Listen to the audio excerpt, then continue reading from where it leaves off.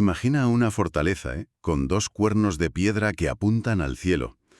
Está encaramada a casi 4.300 metros en los Andes peruanos, vigilando unos cañones que, de verdad, quitan el aliento. Parece un lugar sacado de una leyenda, un tesoro casi secreto. Pero, a ver, ¿qué pasa cuando un secreto así, pues, deja de serlo? Cuando el susurro se convierte en un grito en redes sociales. Hoy vamos a analizar a fondo un estudio académico que se hace justo esa pregunta. Explora ese equilibrio tan delicado entre el descubrimiento y la destrucción. Publicado en el Journal de Estudios Críticos del Turismo. Y es muy interesante porque usa el sitio arqueológico de Huacrapucara, en la región de Cusco, como un caso de estudio casi de laboratorio. Nuestra misión aquí es desentrañar el diagnóstico que presenta, que es el de un destino emergente, espectacular, sí, pero cuyo crecimiento turístico está superando por completo su capacidad de gestión. Y esto pone en peligro no solo las piedras, sino el alma misma del lugar. Exacto. Esto no va solo de ruinas incas. Es más bien una advertencia sobre cómo podemos llegar a amar a un lugar, hasta matarlo. Vamos a ver los desafíos de este turismo que la autora llama desordenado y que se propone para evitar que Huacrapucara se convierta en otra víctima de su propio éxito. Todo a través de la lente de esta investigación. Vale, pues empecemos por el principio. El ensayo describe Huacrapucara como un destino emergente. Y usa una palabra que me parece la clave de todo el análisis: desordenado. Su popularidad ha crecido de forma exponencial, pero sin un plan. ¿Qué significa desordenado en la práctica? O sea, ¿qué ve un visitante cuando llega allí? Pues desordenado es una palabra muy bien elegida, la verdad, porque abarca varios problemas a la vez. El texto detalla, por un lado, una presión física, creciente sobre el propio patrimonio. Más gente caminando por zonas frágiles, tocando estructuras antiguas. Por otro, un deterioro que se ve del entorno natural. Pero lo que un visitante notaría al momento es la deficiencia de la infraestructura más básica. El ensayo habla de accesos que son poco más que caminos de tierra y una señalización, casi inexistente. O sea, que llegas a un sitio con un valor histórico incalculable y no hay nada que te guíe, nada que te explique qué estás viendo o que te diga por dónde puedes o no puedes pasar. Exactamente. Y las imágenes que acompañan el artículo son demoledoras en ese sentido. Hay una que es la postal perfecta, la majestuosidad del lugar, la fortaleza contra el cielo, pero en otra foto ves a un grupo de turistas sentados directamente sobre una terraza inca, con las mochilas por el suelo, comiendo. Y no es que sean vándalos, es que simplemente no hay un solo lugar habilitado para descansar, ni una papelera, ni un cartel que diga: oiga, esta estructura tiene 500 años, trátala con cuidado. Esa imagen es muy potente, sí. Captura a la perfección esa idea de desarrollo incipiente, como lo llama el texto. Pero no sé, quizás estamos siendo un poco duros. ¿No empiezan así todos los destinos? ¿Con un poco de caos al principio, antes de que se organicen las cosas? Mm. El texto argumenta que este caos inicial ya causa un daño irreparable. Esa es una pregunta clave y la respuesta del estudio es un sí rotundo.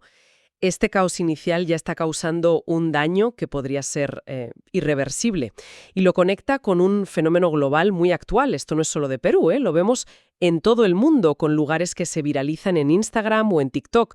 Pasó en Islandia con las cascadas, en los campos de lavanda de la Provenza.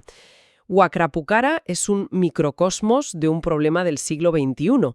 Nuestra capacidad para popularizar un lugar en semanas supera con creces nuestra capacidad, mucho más lenta, burocrática y logística, para protegerlo. El éxito llega mucho antes que los planes de gestión. La gallina de los huevos de oro muriendo por una sobredosis de éxito. Es una metáfora potente. Y esto nos lleva al siguiente punto, porque uno pensaría que para un país como Perú, con un patrimonio como Machu Picchu, esto ya debería estar más que estudiado. El texto habla del concepto de turismo sostenible. Sí, y es importante detenerse aquí porque turismo sostenible es uno de esos términos que se ha usado tanto que a veces corre el riesgo de no significar nada. El ensayo, muy acertadamente, vuelve a la definición original de la Organización Mundial del Turismo, que es muy concreta.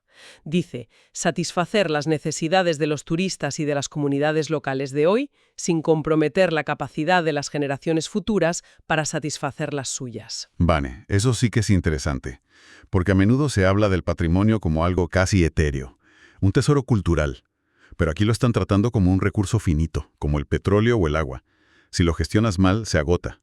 Y en este caso, una vez que se daña una estructura inca, se acabó. No vuelve a crecer, ¿no? Esa es exactamente la idea.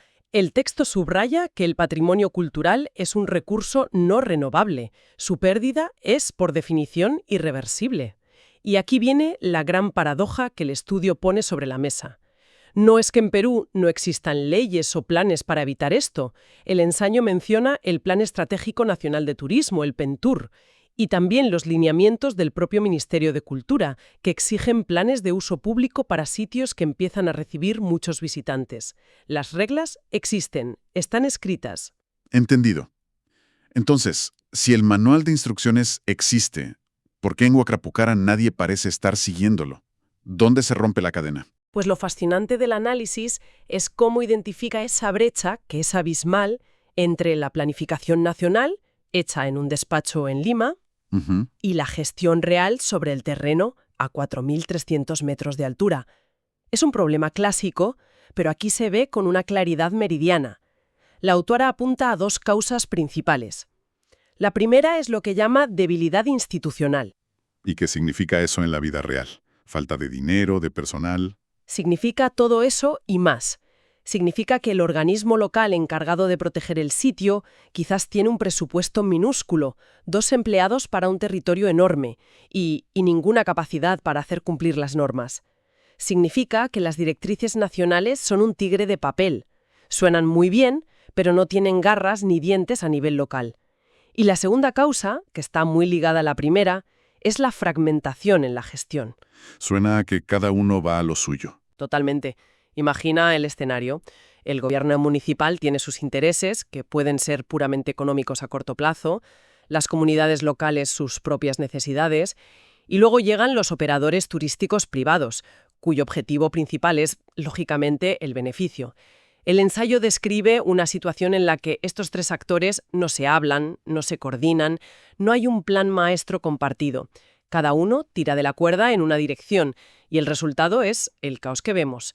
El patrimonio queda atrapado en medio de esa maraña de intereses. Y dentro de esa maraña, la investigación pone un foco muy especial sobre uno de esos actores, las comunidades locales. No las trata como un elemento más, sino como la pieza central de todo el puzzle de la sostenibilidad. ¿Por qué son tan cruciales? Porque según las investigaciones que cita el texto, excluirlas del proceso tiene un triple impacto negativo que es devastador para cualquier destino. Es un argumento muy potente. El primer impacto: dinamita la sostenibilidad social. Si la gente que ha vivido allí generaciones no se beneficia del turismo, o peor, se ve perjudicada por él con subida de precios, basura, pérdida de acceso a sus lugares sagrados, el modelo está condenado al fracaso.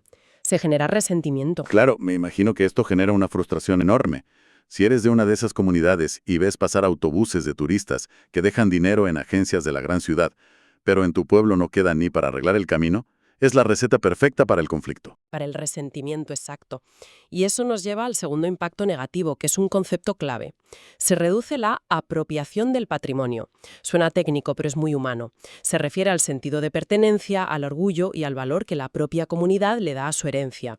Si los locales empiezan a ver Huacrapucara no como nuestro lugar sagrado, sino como ese sitio para los turistas, dejan de sentir la responsabilidad de protegerlo. Se convierte en algo ajeno. Pierde su significado para ellos. Pasa de ser un lugar vivo, con una historia conectada a sus ancestros, a ser simplemente un decorado para las fotos de otros. Un decorado. Esa es la palabra. Y el tercer impacto, lógicamente, es económico. Al excluirlos, se impide una distribución justa de los beneficios. El dinero se concentra en pocas manos, normalmente operadores externos, y no se reinvierte en la comunidad. Y cuando estos tres impactos se suman, el turismo, que se vendía como una herramienta de desarrollo, se convierte en todo lo contrario, en un motor de lo que el texto llama banalización cultural y exclusión social. Banalización cultural, eso suena terrible. Se refiere a convertir la cultura en un producto de consumo rápido. Precisamente. Se refiere a cuando un ritual sagrado se simplifica y se acorta para que dure 5 minutos y los turistas puedan hacer la foto, o cuando la artesanía tradicional se empieza a producir en masa, con peor calidad, para venderla más barata. La cultura pierde su autenticidad, se convierte en una caricatura de sí misma. Por eso el ensayo insiste tanto en que involucrar a la comunidad no es una opción buena o ética, es una necesidad estratégica.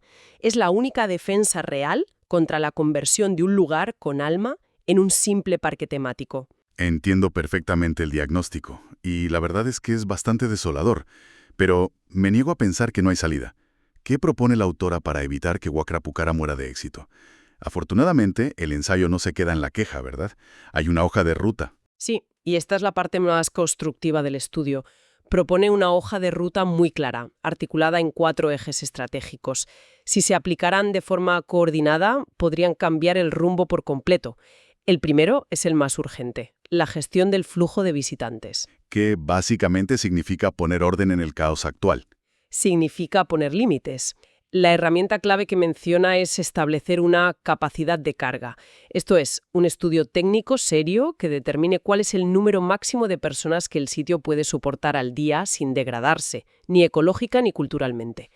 Y una vez que tienes ese número mágico, tienes que hacerlo cumplir, con control de acceso, venta de entradas online, un monitoreo constante. Suena lógico en el papel, pero se me ocurre una objeción. Imagina que se establece un límite de, no sé, 200 personas al día. ¿Qué pasa con la familia que ha conducido 6 horas para llegar? Y se encuentra con que es el visitante 201. ¿Quién gestiona esa frustración? Absolutamente. Y es por eso que la implementación es tan crucial como la idea. Requiere una comunicación impecable, un sistema de reservas que funcione a la perfección y ofrecer alternativas. Pero la otra opción, que es no poner ningún límite, es mucho peor. Es como organizar una fiesta en un piso pequeño y dejar la puerta abierta a toda la ciudad. Al final no habrá fiesta, solo un piso destrozado. El segundo eje, como ya hemos anticipado, es la participación activa de las comunidades locales. Y el ensayo subraya que no puede ser una participación simbólica, ¿no? De cara a la galería. Exacto. Insiste en que debe ser una participación real y con poder. Esto significa incluirlas en la prestación de servicios, que sean ellos los guías, que ofrezcan alojamiento rural, que gestionen los restaurantes. Pero, y esto es lo más importante, significa darles un asiento en la mesa donde se toman las decisiones, que su voz tenga peso real a la hora de decidir esa capacidad de carga o de diseñar las rutas de visita, que sean socios, no meros empleados. Tiene todo el sentido. El tercer eje que propone el estudio es la conservación integral del patrimonio, tanto el cultural como el natural. ¿Cómo se traduce eso en acciones concretas? Se traduce en invertir en lo que se llama capital de soporte. Por ejemplo, una señalización interpretativa de calidad. No solo el cartel de no pasar, sino uno que te explique por qué esa zona es frágil, qué era ese edificio, qué significado tenía. Se trata de educar al visitante para que se convierta en un aliado de la conservación. También menciona programas de formación para la propia comunidad, para que sean ellos los primeros guardianes. Y, por supuesto, un plan de monitoreo científico constante para detectar el desgaste antes de que sea demasiado tarde. Y nos queda el cuarto pilar de esta estrategia. El cuarto es el ordenamiento de la actividad turística. El texto reconoce que Huacrapucara tiene potencial para diferentes tipos de turismo. El cultural, el de aventura, ecoturismo. Pues el plan de gestión debe asegurarse de que estas modalidades no entren en conflicto. Por ejemplo, que la ruta de trekking no pase por encima de una zona arqueológica delicada que aún no se ha excavado. Se trata de zonificar el espacio y las actividades para que sean compatibles con el objetivo principal, que es la protección. En conjunto, estos 4 ejes buscan transformar a Huacrapucara, de ser un ejemplo de crecimiento desordenado a convertirse en un referente de turismo responsable. En resumen, el análisis de Brittany Ballenas Laguna nos deja una imagen muy clara. Huacrapucara está en una encrucijada, en un momento absolutamente crítico. Su futuro depende de una decisión fundamental: seguir con el crecimiento caótico, reactivo y cortoplacista, o dar un volantazo hacia un plan coordinado, deliberado y a largo plazo, que ponga la conservación y el bienestar de la gente local en el centro de todo. Exacto. Y esto nos deja con una pregunta final que va más allá de Huatrapucara y que el ensayo nos obliga a plantearnos. La investigación, lógicamente, se centra en la planificación, en lo que deben hacer las instituciones, los gobiernos, los gestores. Pero mientras esperamos que ellos actúen, ¿qué responsabilidad tenemos como visitantes? ¿Basta conseguir las 4 reglas básicas de no tirar basura y no salirse del sendero? ¿O nuestra propia lección de visitar estos sitios frágiles, de publicitarlos en nuestras redes sociales, geotiquetando el lugar exacto y de generar así más y más demanda, nos convierte en parte del problema? O quizás, con un cambio de actitud y de comportamiento, podríamos empezar a ser parte de la solución.